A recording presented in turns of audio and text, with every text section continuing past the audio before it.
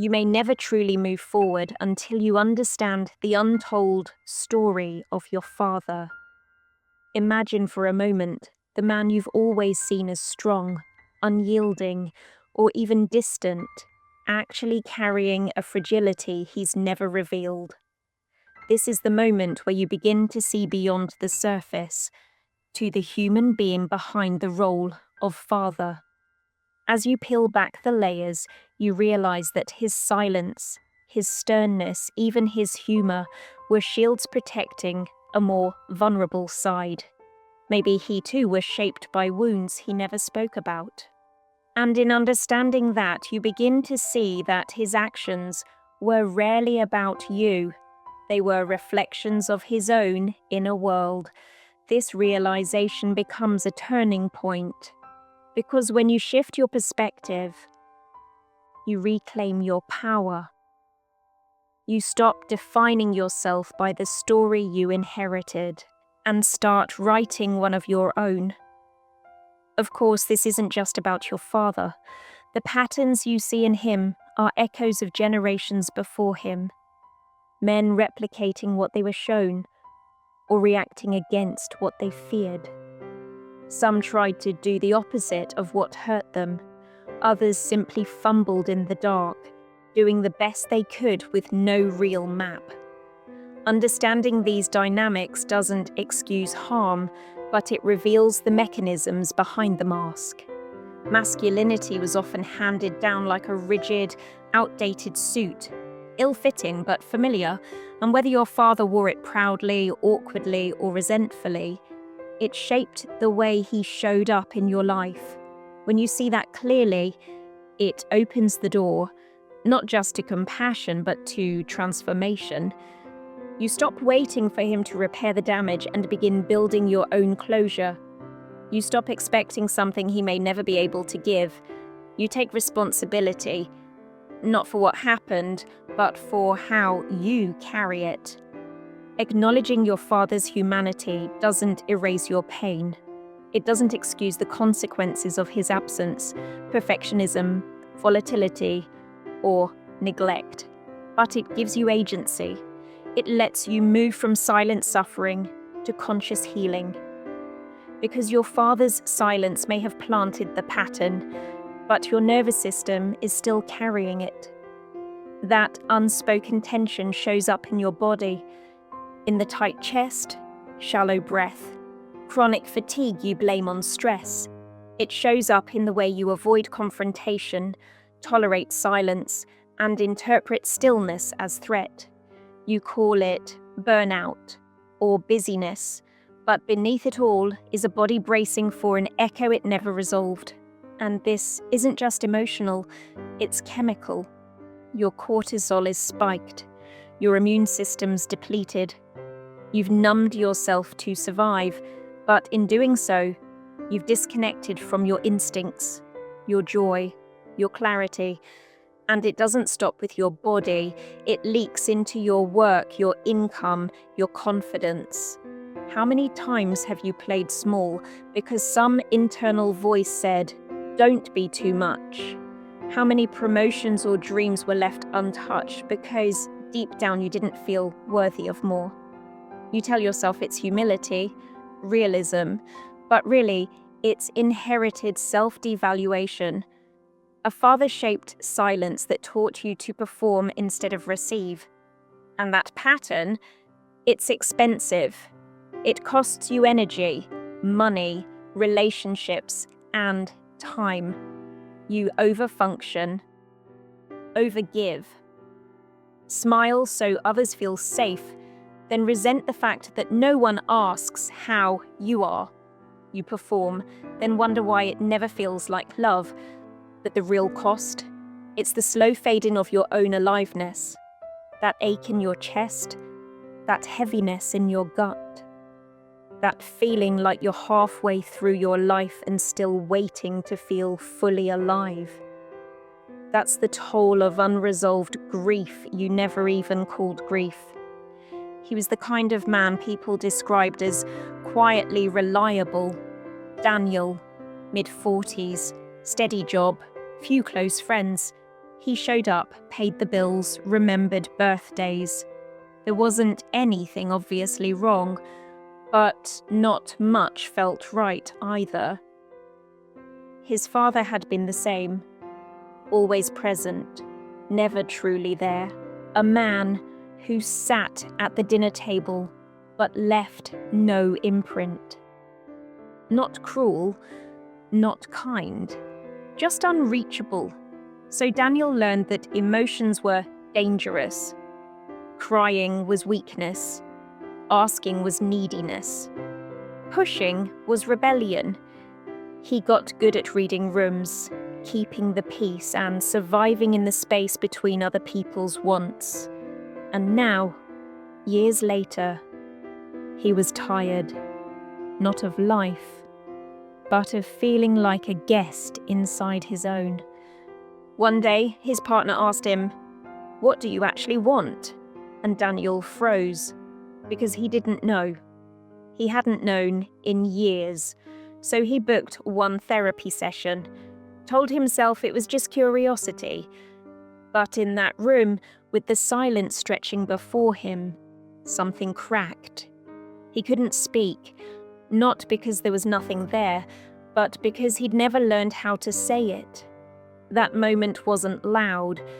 The real shift came weeks later, pouring coffee and realizing he was humming. For no one, for nothing, just because something had softened inside. He didn't transform overnight. He still shut down sometimes, still bristled at closeness.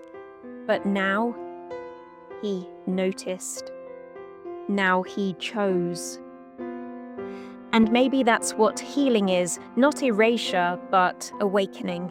Waking up inside the life. You used to numb yourself to endure. You think you've moved on. You've got the job, the routines, the relationships. But you're still shaped by the echo of a father you never really reached. You don't need more coping strategies. You need to remember who you were before you started coping. The moment clarity hits isn't always dramatic. It's subtle. It's when a boundary holds. When you say no without guilt. When your exhale feels like a decision instead of a sigh. You start noticing how often you apologize for existing. How often you shrink to avoid disapproval, and you stop shaming yourself for it. You just see it. Because awareness is the first act of rebellion. And in that rebellion, something returns. Hunger, grief, rage, clarity. Not because the pain is gone, but because you're finally meeting it with truth. You realize what you called love was often tolerance. What you called maturity was emotional suppression. That loyalty to pain was never loyalty, it was programming. This awakening doesn't end the struggle, but it ends the pretending.